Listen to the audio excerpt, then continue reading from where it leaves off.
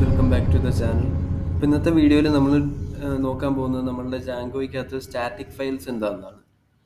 നമ്മളിപ്പോൾ static files എന്താണെന്ന് ചോദിച്ചാൽ നമുക്കൊരു വെബ്സൈറ്റ് എന്ന് വെച്ചാൽ HTML, ജാവാസ്ക്രിപ്റ്റ്, CSS ആയിട്ടാണ് നമ്മൾ അതിനെ ഡിവൈഡ് ചെയ്യുന്നത്. ഞാൻ ഫസ്റ്റ് വീഡിയോയിൽ പറഞ്ഞിട്ടുണ്ടായിരുന്നു.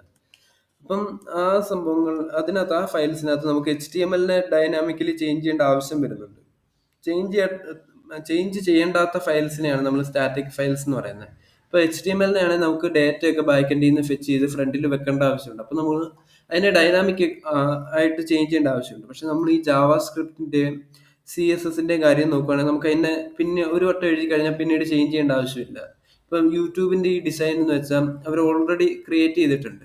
എന്നിട്ട് നമുക്ക് അതിനകത്ത് നമ്മൾ അപ്ലോഡ് ചെയ്യുന്ന ഇമേജസും വീഡിയോസും ഒക്കെ നമ്മൾ ബാക്കെൻഡിൽ നിന്ന് സെർവ് ചെയ്യുന്നു. പക്ഷെ നമുക്ക് ഈ ഡിസൈൻ ഒരിക്കലും മാറുന്നില്ല. നമ്മളുടെ CSS എന്ന് വെച്ച് ഇതിനകത്തൊരു സ്റ്റാറ്റിക് ഫയലാണ്. നമുക്ക് ആ CSS-ഉം ജാവാസ്ക്രിപ്റ്റും ഇതിനകത്ത് നമുക്ക് പിന്നീട് ചേഞ്ച് ചെയ്യേണ്ടി വരുന്നില്ല. പിന്നെ ഈ ഐക്കൺസ്, ചിലപ്പോൾ ഈ ഐക്കൺസ് ഇമേജസ് ആയിരിക്കും. ഈ ഇമേജസും പിന്നീട് ഒരിക്കലും ചേഞ്ച് ചെയ്യേണ്ട ആവശ്യമില്ല. ലൈബ്രറി എന്ന് പറഞ്ഞിരിക്കുന്ന ഇമേജ്.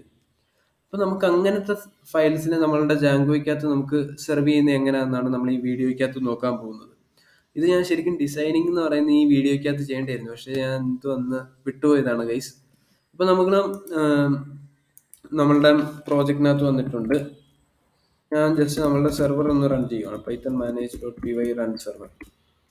ഓക്കെ, നമ്മൾ നോക്കുവാണെങ്കിൽ നമുക്കിവിടെ ടെംപ്ലേറ്റ്സ് എന്ന് പറഞ്ഞൊരു ഫോൾഡർ ഉണ്ട്. പക്ഷെ നമുക്ക് ഇതിനകത്ത് നമ്മളുടെ CSS-ഓ ജാവാസ്ക്രിപ്റ്റോ പിന്നെ നമ്മൾ സെർവ് ചെയ്യേണ്ട കുറച്ച് ഇമേജസ് ഉണ്ട്. ആ ഇമേജസ് ഒന്നും നമുക്ക് ഇതിനകത്ത് ഇൻക്ലൂഡ് ചെയ്യാൻ പറ്റത്തില്ല. അപ്പം നമ്മൾ അങ്ങനെ ചെയ്യുവാണെങ്കിൽ ജാങ്കോ ഒരിക്കലും അതിനെ ഡിറ്റക്ട് ചെയ്യത്തുമില്ല, അതിനെ സെർവ് ചെയ്യത്തുമില്ല. അപ്പം നമ്മൾ ചെയ്യേണ്ടതെന്ന് വെച്ചാൽ നമ്മളുടെ manage.py ഉള്ള ഫോൾഡറിനകത്ത് ഒരു ഫോൾഡർ കൂടെ ക്രിയേറ്റ് ചെയ്യണം, സ്റ്റാറ്റിക് എന്ന് പറഞ്ഞാൽ. എന്നിട്ട് നമ്മൾ ഇതിനെ നമ്മളുടെ സെറ്റിംഗ്സിനകത്തോട്ട് കണക്ട് ചെയ്യണം. സെറ്റിംഗ്സിനകത്ത് രജിസ്റ്റർ ചെയ്യണം. നമ്മുടെ സ്റ്റാറ്റിക് ഫയൽസ് എല്ലാം നമ്മൾ ഈ സ്റ്റാറ്റിക് എന്ന് പറയുന്ന ഫോൾഡറിനകത്തായിരിക്കും കീപ്പ് ചെയ്യുന്നതെന്ന് പറഞ്ഞ് നമ്മൾ അതിനെ ജാങ്കോയുടെ ഈ സെറ്റിംഗ്സിനകത്ത് നമ്മൾ സെർവ് ചെയ്യണം. നമുക്കിപ്പം ഈ കറോസൽ ഇമേജസിനെ ചേഞ്ച് ചെയ്താലോ. ഇപ്പം നമ്മൾ ഇതിനെ ഡൈനാമിക് ആയിട്ടാണ് സെർവ് ചെയ്യുന്നത്. നമ്മൾ ഓരോ വട്ടം റിഫ്രഷ് ചെയ്യുമ്പോഴും നമുക്ക് അൺസ്പ്ലാഷിൻ്റെ API വെച്ച് പുതിയ ഇമേജസ് ആണ് കിട്ടുന്നത്. അപ്പോൾ നമുക്ക് നമുക്കപ്പോൾ ഈ തംബ്നെയിൽ എന്ന് പറയുന്ന ഇമേജ് നമുക്കിപ്പം സ്റ്റാറ്റിക് ആയിട്ട് നമുക്ക് ഇവിടുന്ന് ജനറേറ്റ് ചെയ്യാം. അതിന് നമ്മൾ ജസ്റ്റ് സ്റ്റാറ്റിക്കിനകത്ത് നമുക്കൊരു ഇമേജ് ഡൗൺലോഡ് ചെയ്ത് വെക്കാം. ഞാൻ ഇപ്പോൾ ഇവിടെ ഒരു ഇമേജ് ഡൗൺലോഡ് ചെയ്ത് വെച്ചിട്ടുണ്ട്.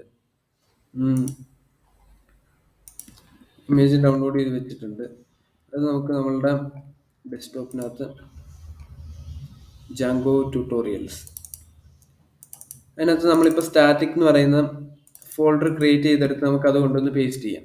ഇനി നമ്മൾ എങ്ങനെ നമുക്ക് ഇതിനെ ഇവിടെ കൊണ്ടുവരാൻ നോക്കാം. ഇതിനെ കൊണ്ടുവരാൻ നമുക്ക് ഇപ്പം എന്തായാലും നമുക്ക് ഇതിൻ്റെ പാത്ത് വെച്ച് നമുക്ക് കൊണ്ടുവരാൻ പറ്റില്ല. നമ്മൾ ജാങ്കോയ്ക്കകത്ത് നമ്മൾ അതിനെ രജിസ്റ്റർ ചെയ്യണം. രജിസ്റ്റർ ചെയ്യാൻ വേണ്ടിയിട്ട് നമുക്ക് settings.py എടുക്കാം. കഴിഞ്ഞ ദിവസം നമ്മളും ഈ settings.py എന്താണെന്ന് നോക്കിയ സമയത്ത് നമ്മൾ ഈ സ്റ്റാറ്റിക് URL കണ്ടായിരുന്നു. ഈ സ്റ്റാറ്റിക് URL ഞാൻ പിന്നീട് പറയാമെന്ന് പറഞ്ഞായിരുന്നു. നമ്മൾ ഈ ഇമേജസിനെയും ജാവാസ്ക്രിപ്റ്റിനെയും നമ്മളുടെ ജാങ്കോ സെർവ് ചെയ്യുന്ന URL ആയിട്ടാണ്. അപ്പോൾ നമ്മൾ ഈ ഫോൾഡറിനെയാണ് നമ്മളിപ്പോൾ ഇവിടെ കണക്ട് ചെയ്യേണ്ടത്. നമ്മൾ ഈ സ്റ്റാറ്റിക് ഫയൽസ് ഉള്ള ഈ ഫോൾഡറിനെയാണ് നമ്മളിവിടെ കണക്ട് ചെയ്യേണ്ടത്. ഇനി നമുക്ക് ജസ്റ്റ് നമ്മളുടെ ബ്രൗസറിൽ വന്നിട്ട് ജാങ്കോ സ്റ്റാറ്റിക് ഫയൽസ് എന്ന് പറഞ്ഞൊന്ന് സെർച്ച് ചെയ്യാം. അതിനെ എങ്ങനെ കൺഫിഗർ ചെയ്യാമെന്ന് നോക്കാം. അപ്പം നമ്മളുടെ ഡോക്യുമെന്റേഷനകത്ത് വന്നിട്ടുണ്ട്.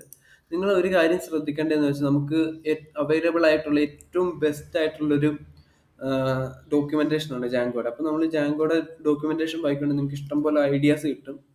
അപ്പോൾ നമ്മൾ ഇതിനകത്ത് നോക്കുകയാണെങ്കിൽ നമ്മൾ സ്റ്റാറ്റിക് URL എന്ന് പറഞ്ഞാൽ നമുക്ക് URL ആയിട്ടാണ് നമ്മളുടെ സെർവ് ചെയ്യുന്നതെന്ന് പറഞ്ഞാൽ അത് ഇവിടെ ഓൾറെഡി സെറ്റ് ചെയ്ത് വെച്ചിട്ടുണ്ട്. നമുക്ക് ഇനി അടുത്ത് ചെയ്യേണ്ടതെന്ന് വെച്ചാൽ നമ്മളുടെ ഈ സ്റ്റാറ്റിക്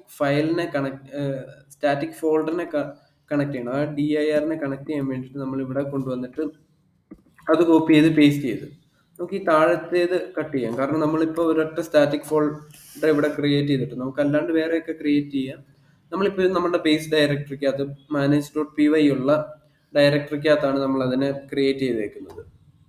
അതുകൊണ്ട് ജസ്റ്റ് അതൊന്ന് കോപ്പി ചെയ്ത് പേസ്റ്റ് ചെയ്താൽ മതി. നിങ്ങൾ ഇതിനകത്ത് ഓവർ വറീഡ് ആവേണ്ട ആവശ്യമില്ല. ഇത് ഇപ്പം നമ്മൾ ഏത് പ്രോജക്റ്റ് ചെയ്താലും ഇതുപോലെ തന്നെ കോപ്പി പേസ്റ്റ് ചെയ്താൽ മതി. നമുക്ക് ഇമേജസിനെ ആയാലും ജാവാസ്ക്രിപ്റ്റിനെ ആയാലും സെർവ് ചെയ്യുന്നതിന് ഇങ്ങനെ ചെയ്താൽ മതി. അത് കഴിഞ്ഞ് നമ്മൾ ചെയ്യേണ്ടതെന്ന് വെച്ചാൽ നമുക്ക് ഏത് ഫയലിലാണോ നമ്മൾ ഇതിനെ സെർവ് ചെയ്യേണ്ടത് അതിനകത്ത് നമുക്ക് സ്റ്റാറ്റിക്കിനെ ലോഡ് ചെയ്യണം. സ്റ്റാറ്റിക് നമ്മളിവിടെ ലോഡ് അടിച്ച സ്റ്റാറ്റിക് തന്നെ ലോഡ് ആവും നമ്മുടെ VS കോഡിന്റെ ഓട്ടോ കംപ്ലീറ്റ് വെച്ച്. എന്നിട്ട് നമുക്കിപ്പോൾ ആ തംനെയിൽ മാറ്റണം. നമ്മൾ ആ തംനെയിൽ ഈ SVGക്കകത്താണ് നമുക്ക് കിടക്കുന്നത്. അപ്പൊ നമുക്ക് അതിനകത്തുള്ള ഇത് നമുക്ക് കട്ട് ചെയ്ത് കളഞ്ഞിട്ട് നമുക്ക് ഇമേജ് ആക്കാം. ഇമേജ് മെയിലിൽ നമുക്ക് അതിനകത്തുള്ള ക്ലാസ് നമുക്ക് അവിടുന്ന് ക്ലാസ്സും വിഡ്ത്തും ഹൈറ്റും നമുക്ക് അവിടുന്ന് കട്ട് ചെയ്തേക്കാം. എന്നിട്ട് നമുക്ക് ഇതിനെ ഇവിടുന്ന് ഡിലീറ്റ് ചെയ്യാം. എന്നിട്ട് നമുക്ക് ഒരു ഇമേജ് നമുക്ക് ഇവിടുന്ന് ഇമേജ് ടാഗ് നമുക്ക് ഇവിടെ വെക്കാം. എന്നിട്ട് നമുക്ക് ആ ക്ലാസ്സും ക്ലാസ്സും വിഡ്ത്തും ഹൈറ്റും നമുക്ക് ഇവിടെ സെറ്റ് ചെയ്യാം. എന്നിട്ട് നമുക്ക് എങ്ങനെ ഇമേജിന്റെ സോഴ്സ് ഇവിടെ കണക്ട് ചെയ്യാം. നമുക്ക് ഇമേജിന്റെ URL ആണ് ഇവിടെ കൊടുക്കേണ്ടത്. അപ്പൊ നമ്മൾ ഇവിടെ ജസ്റ്റ് സ്റ്റാറ്റിക് എന്ന് പറഞ്ഞ് ടൈപ്പ് ചെയ്യുവാണെങ്കിൽ നമുക്ക് ഇവിടെ സ്റ്റാറ്റിക് എങ്ങനെയാണ് കൊടുക്കേണ്ടതെന്നുള്ള ഓട്ടോ കംപ്ലീറ്റ് ആയിട്ട് കിട്ടും. അതിനകത്ത് നമ്മൾ ജസ്റ്റ് നമ്മളുടെ സ്റ്റാറ്റിക്കിനകത്തുള്ള ഈ ഫയലിന്റെ പേര് നമ്മൾ അവിടെ കൊടുത്താൽ മതി. ഇമേജസ് ഒരു സ്പേസ് കൊടുത്ത് 1.jpg. നമ്മളുടെ പേജ് ഒന്ന് റിഫ്രഷ് ചെയ്ത് നോക്കാം. ഓക്കെ, നമ്മളുടെ പേജിനകത്ത് നമ്മൾ ഇവിടെ ജാങ്കോടെ ഇത് സെർവ് ആയിട്ടുണ്ട്. നമ്മളുടെ സ്റ്റാറ്റിക് ഫയൽ നമുക്ക് ഇവിടെ സെർവ് ആയിട്ടുണ്ട്. നമ്മൾ ഇതിനകത്ത് എപ്പോഴും ആലോചിക്കേണ്ട കാര്യം, നമുക്ക് ഇവിടെ സ്റ്റാറ്റിക്കിനെ ആദ്യം നമ്മളുടെ HTML ഫയലിനകത്ത് ലോഡ് ചെയ്യണം. ലോഡ് ചെയ്യുന്നതിന് മുന്നേ നമ്മളുടെ സെറ്റിങ്സിനകത്ത് വന്ന് ഇതിനെ രജിസ്റ്റർ ചെയ്യണം.